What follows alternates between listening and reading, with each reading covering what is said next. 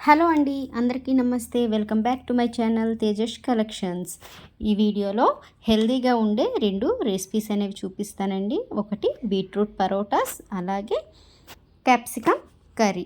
ఈ 2 కూడాను పిల్లలు తినడానికి అంతగా ఇష్టపడరు కాబట్టి ఈ విధంగా చేసి పెట్టామంటే చాలా టేస్టీగా ఉంటాయి. అలాగే తినడానికి కూడా వాళ్ళు నచ్చుకుంటారు. బీట్రూట్ పరోటా ప్రాసెస్ చూద్దాం.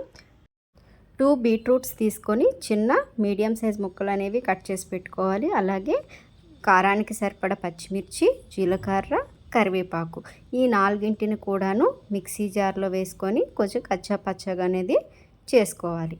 దీంట్లో వాటర్ ఏమీ కూడా యాడ్ చేయక్కర్లేదు. తర్వాత దీంట్లో టేస్ట్కి సరిపడా సాల్ట్ అనేది యాడ్ చేసుకోవాలి. గోధుమ పిండి మెజర్లో అయితే 2 కప్స్ అనేది దీనికి పడుతుందండి. ఈ క్వాంటిటీకి గోధుమ పిండి వేసుకొని చక్కగా చపాతీ పిండి ముద్ద రెడీ చేసి పెట్టుకోవాలి. ఫైనల్గా 1 టేబుల్ స్పూన్ ఆయిల్ అనేది వేసుకుంటే కలిపిన పిండి అనేది సాఫ్ట్గా ఉంటుంది. అలాగే చపాతీలు కూడా సాఫ్ట్గా వస్తాయి. ఇలా తడిపిన పిండిని 15 మినిట్స్ పక్కన పెట్టుకోవాలి క్యాప్ పెట్టుకొని.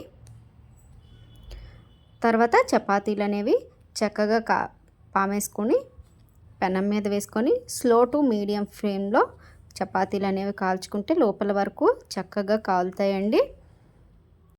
ఈ చపాతీలు వేడిగా కానీ అలాగే చల్లగా అయిపోయినా కూడాను చాలా టేస్టీగా ఉంటాయండి. దీనికి కాంబినేషన్ అనేది రైతాతో అయితే సూపర్గా ఉంటుంది. చూసారు కదండి, బీట్రూట్ పరోటా అనేది ఇవి పిల్లలకు అలాగే పెద్దవారికి ఎవరికైనా కూడా చాలా హెల్దీ రెసిపీ అండి. సో మీరు కూడా తప్పకుండా ట్రై చేయండి. ఈ చపాతీలు పిల్లలు కూడా చాలా ఇష్టంగా తింటారు. లంచ్ బాక్సుల్లో కూడా చాలా క్విక్గా అయిపోయే రెసిపీ ఇది. Next healthy recipe capsicum paneer curry. First క్యాప్సికమ్ని స్లైసెస్ లాగా కట్ చేసి పక్కన పెట్టుకోవాలి. తర్వాత ఒక ప్యాన్ అనేది తీసుకుందాం. దీంట్లో 2 టేబుల్ స్పూన్స్ ఆయిల్ అనేది యాడ్ చేసుకోవాలి. ఆయిల్ కొంచెం కాగినాక దీంట్లో కాస్త ఆవాలు, జీలకర్ర, అలాగే కొంచెం శనగపప్పు, మినపప్పు అన్నీ కూడా వేసుకొని కొంచెం ఫ్రై అనేది చేసుకోవాలి. ఒక మీడియం సైజ్ ఆనియన్ అనేది స్లైసెస్గా కట్ చేసుకొని అది కూడా యాడ్ చేసుకోవాలి.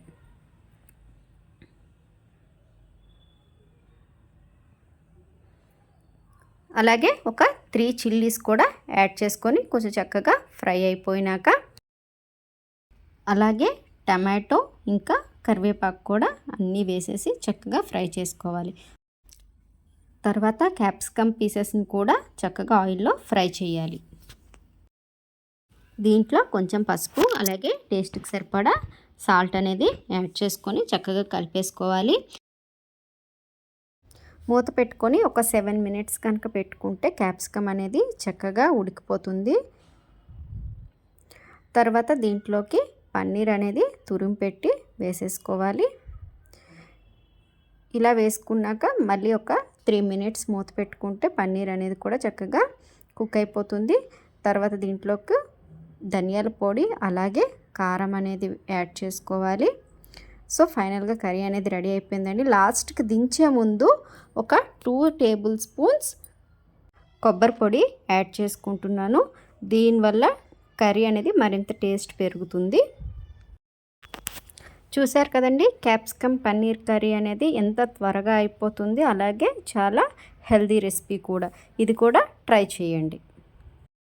ఈ 2 రెసిపీస్ కూడా చాలా క్విక్గా అయిపోతాయి. అలాగే చాలా హెల్దీ రెసిపీస్. సో ఫ్రెండ్స్, ఈ వీడియో కనుక మీకు నచ్చినట్లయితే లైక్ చేయండి, షేర్ చేయండి. మరిన్ని మంచి వీడియోల కోసం ఛానల్ను సబ్స్క్రైబ్ చేసుకోండి. Thank you for watching.